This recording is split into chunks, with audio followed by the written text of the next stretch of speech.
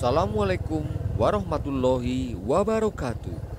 Selamat berjumpa di channel kami, Jalan Spiritual. Pada kesempatan kali ini, kami akan melakukan perjalanan spiritual dengan berziarah ke makam Syekh Mahdum Cahyana yang terletak di Desa Grantung, Kecamatan Karangmoncol, Kabupaten Purbalingga.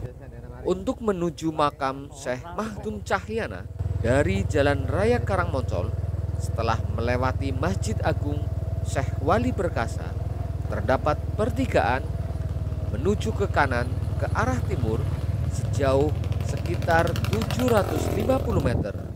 Dan setelah menyeberangi jembatan kedua, di sebelah kanan itulah letak makam Syekh Mahdum Cahyana yang oleh masyarakat hingga sekarang dikenal dengan nama Surau Grantung. Inilah area makam Syekh Mahdum Cahyana. Halaman yang luas sering digunakan sebagai tempat berkumpul masyarakat Desa Grantung ketika mereka akan melakukan kegiatan adat yang bernama Grebeg Surau. Di depan pintu gerbang makam, tepatnya di sebelah kiri kami berdiri, terdapat bak penampungan air yang airnya berasal dari sumber air Gunung Cahyana yang tidak pernah akan habis meskipun musim kemarau yang sangat panjang. Pintu gerbang utama menuju makom Syekh Mahdum Cahyana terdiri dari dua bagian papan. Ini melambangkan dua kalimah syahadat. Kami berdoa terlebih dahulu memohon perlindungan dari segala mara bahaya, bencana, malapetaka dan bala. Dari pintu gerbang utama kami berjalan menuju pendopo. Kami sudah ditunggu oleh juru kunci yang bernama Bapak Taufik. Seperti kebanyakan peziarah yang lain, kami pun mengisi buku tamu sebagai tanda bahwa kami sudah berziarah ke makam Syekh Mahdum Cahyana. Selain itu, buku tamu digunakan untuk mendata berapa jumlah peziarah dalam setiap tahunnya. Setelah mengisi buku tamu, kami berbincang-bincang tentang kisah Syekh Mahdum Cahyana dengan Bapak Taufik selaku juru kunci yang dalam hal ini beliau baru menggantikan yang kunci sepuh. Setelah mendapat izin dari juru kunci, kami menuju makam Syekh Mahdum Cahyana. Kami pun berdoa terlebih dahulu, memberi salam kepada ahli kubur yang berada di dalam cungkup ini, di mana di dalam cungkup ini terdapat 3 makam, yaitu yang pertama adalah makam Syekh Mahdum Cahyana, yang kedua adalah makam Pangeran Putri yang merupakan istri dari Syekh Mahdum Cahyana, dan yang ketiga adalah makam Pangeran Ratu yang merupakan kakak perempuan dari Syekh Mahdum Cahyana. Menurut keterangan dari Bapak Taufik dan berdasarkan pengalaman spiritual kami bahwa Syekh Mahdum Cahyana masih merupakan salah satu keturunan dari Sunan Ampel. Ada kisah menarik tentang asal-usul beliau datang ke Perdikan Cahyana. Dahulu, tepatnya ketika pada bulan haji, Pangeran Cahyana bersama kakak perempuannya yang bernama Pangeran Ratu hendak pergi haji ke Baitullah. Karena pada waktu itu belum ada kendaraan, maka beliau berdua pun berjalan kaki. Dalam kisah perjalanannya, beliau berdua sampai di Cirebon saat malam hari,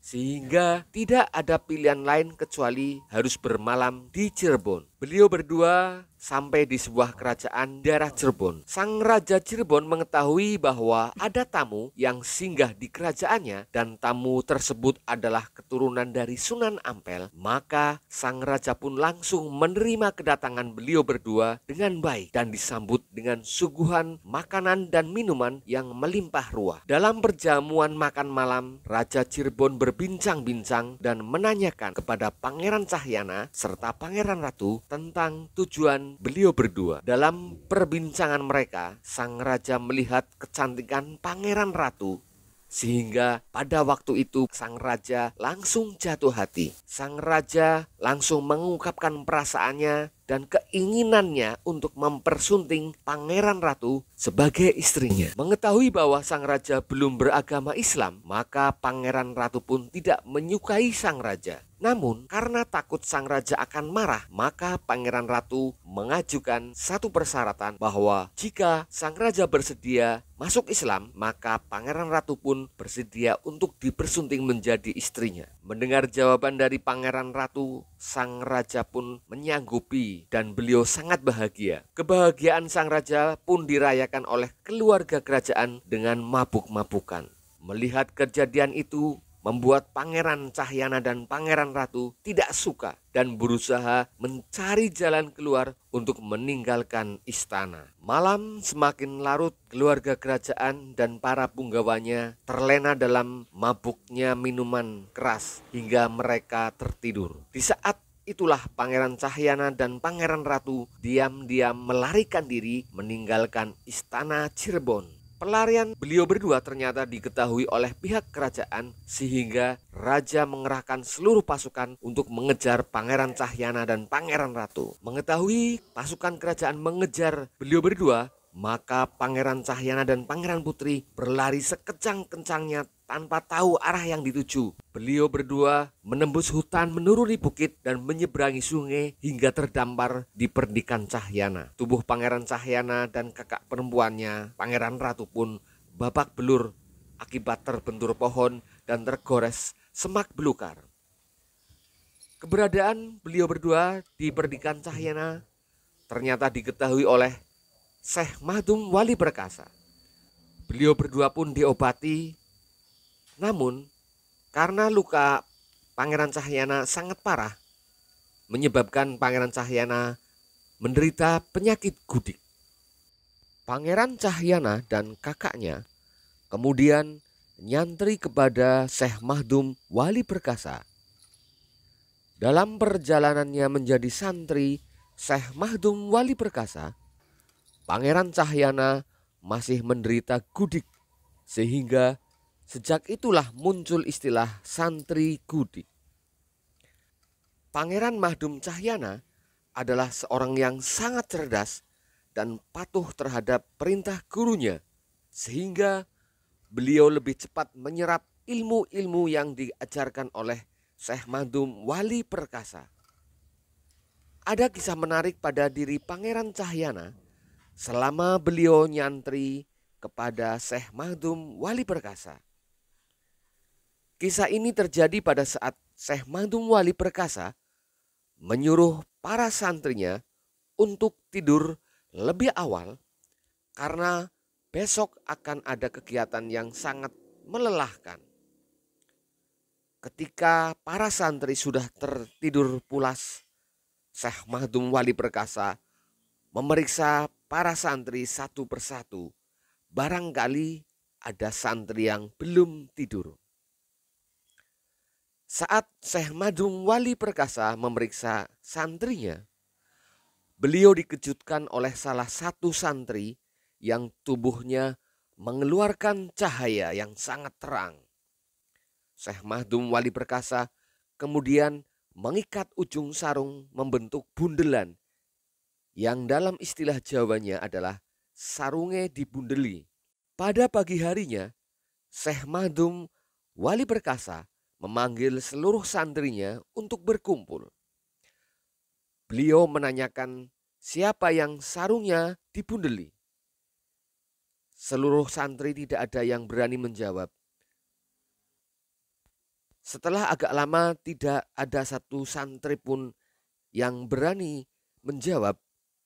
Kemudian Pangeran Cahyana memberanikan diri maju menemui gurunya. Dan beliau mengatakan dengan jujur bahwa dirinya lah yang sarungnya dalam keadaan dibundeli.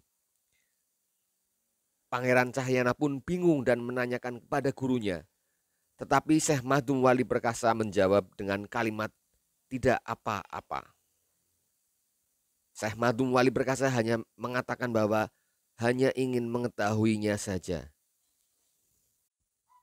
Mengetahui muridnya yaitu Pangeran Cahyana memiliki karomah dengan tubuh yang mengeluarkan cahaya. Akhirnya Syekh Madum Wali Perkasa mengetes dengan menyuruh beliau dan seluruh para santri termasuk Pangeran Cahyana disuruh memegang ikan di sungai Karang. Setelah mereka pergi ke sungai, kembalilah para santri ke hadapan Syekh Madum Wali Perkasa. Seluruh santri pulang dengan membawa ikan dan menunjukkannya kepada gurunya. Namun Pangeran Cahyana pulang dengan tidak membawa ikan, sehingga Syekh Madum Wali Perkasa bertanya, mengapa Pangeran Cahyana tidak mendapatkan ikan? Pangeran Cahyana pun menjawab bahwa dirinya hanya disuruh memegang ikan. Jadi beliau pun hanya melakukan memegang ikan. Kejadian ini menunjukkan betapa beliau patuh terhadap gurunya. Beliau hanya melakukan apa yang diperintahkan dan beliau tidak melakukan yang tidak diperintahkan oleh gurunya. Setelah mengetahui penjelasan guru bahwa memegang ikan artinya menangkap ikan, maka Pangeran Cahyana segera bergegas menuju sungai kembali. Dan dalam waktu yang tidak lama beliau kembali menemui gurunya sambil membawa ikan yang sangat banyak. Bahkan lebih banyak dari santri-santri lainnya. Sungguh keistimewaan yang luar biasa. Pada kisah selanjutnya, Pangeran Mahdum Cahyana disuruh menunggui padi yang sedang menguning. Beliau pun tidak melakukan apapun meski padinya dimakan burung-burung dan diserang kerbau sehingga padi-padinya menjadi rusak. Beliau hanya menunggu dengan duduk sambil berzikir serta menghafalkan ilmu yang diajarkan oleh gurunya. Suatu saat santri yang lain disuruh mengawasi Pangeran Cahyana pun melaporkan kepada gurunya bahwa padi yang ditunggui oleh Pangeran Mahdum Cahyana banyak yang dimakan burung dan rusak oleh kerbau-kerbau dan binatang-binatang lain. Syekh Madum Wali Perkasa pun memanggil kembali Pangeran Cahyana dan ditanya mengapa padi-padi itu dibiarkan rusak, dibiarkan dimakan burung-burung dan dibiarkan diserang oleh kerbau dan binatang-binatang lain. Padahal Pangeran Cahyana disuruh untuk menunggui. Dengan penuh kerendahan hati Pangeran Cahyana pun menjawab bahwa beliau hanya disuruh untuk menunggui padi dan tidak disuruh mengusir burung-burung yang memakan padi, tidak disuruh mengusir kerbau-kerbau yang merusak padi. Jadi Pangeran Cahyana pun mengatakan bahwa beliau hanya melakukan yang diperintahkan oleh gurunya, yaitu hanya menunggui padi.